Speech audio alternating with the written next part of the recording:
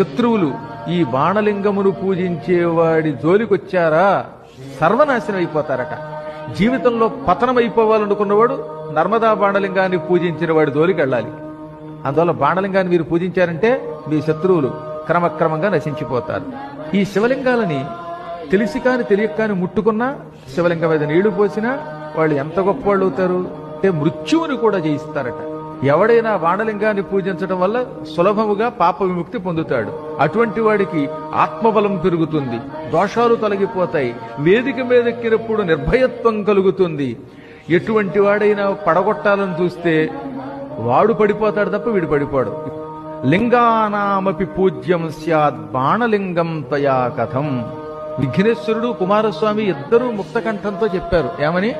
లింగములలో అత్యుత్తమ లింగం బాణలింగం. అనాచారాలన్నిటినీ తొలగించే శక్తి ఒక్క నర్మదా బాణలింగమునకున్నది.